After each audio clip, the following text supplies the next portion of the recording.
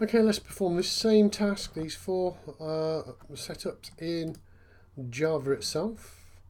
So if you remember, we had this one, we set the X variable. So now what we need to do is set the name, pi and valid. So here we go. Now the first thing we need to do when we're dealing with name is give it the data type string. And string here is or has a capital S. It is not a built-in data type in Java. It is what we call an object. It's a class, so it starts off with a capital S.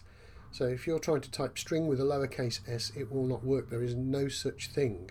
It has to begin with a capital S. So string, then the variable name, and then we can set that equal to whatever it was supposed to be, Bob. And don't forget, Java needs a semicolon at the end of the line, and there we go. It's removed all the errors. The next one is pi. Now there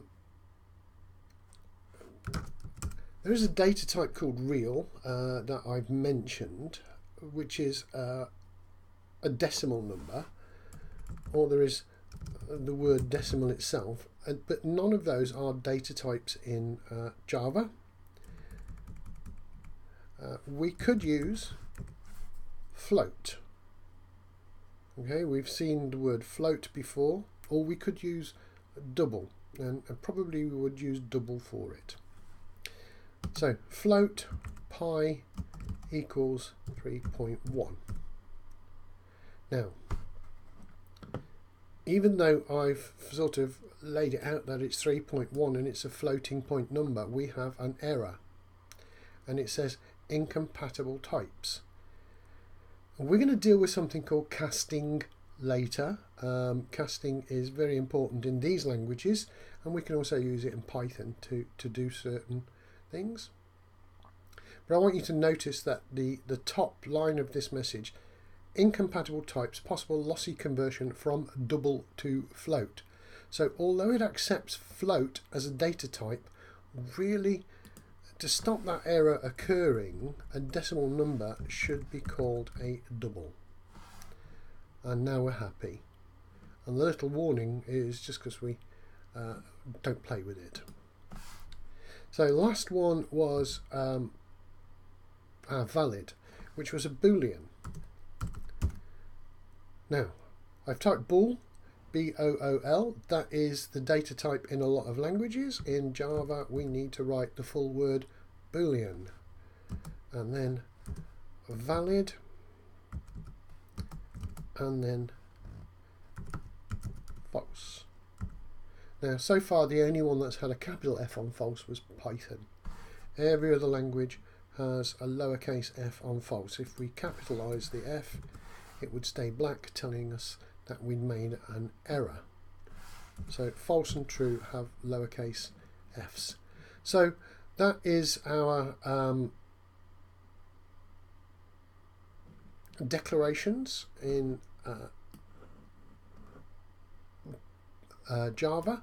I want to point out this as well, just as we did this in JavaScript. Now JavaScript, although it's got the word Java in, they're just not related in any way, shape or form. But what I'm going to point out is that we can also do this. We can declare the variables and then we can assign them values. So I'm going to do that now. So instead of saying just int x equals 3, all these, I'm just going to declare the variables, what the type is, what the name is, and then afterwards I am going to set the values up. X equals 3, name equals Bob,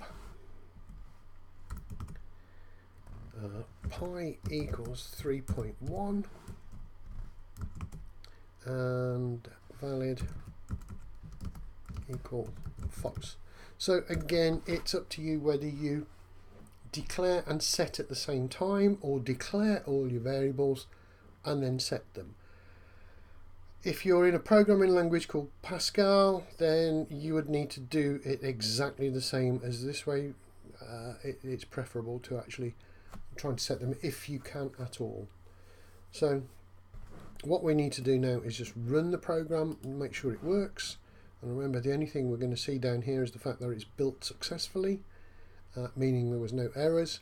And we could tell there was no errors because as we went through it, it was giving us red marks down the side to tell us that errors were being made, which is a good point of this IDE. So when you're questioned in your exam about properties of IDEs and how they help you write programs, one of them is that they can show you errors as you type, but only some IDEs. So that is Java.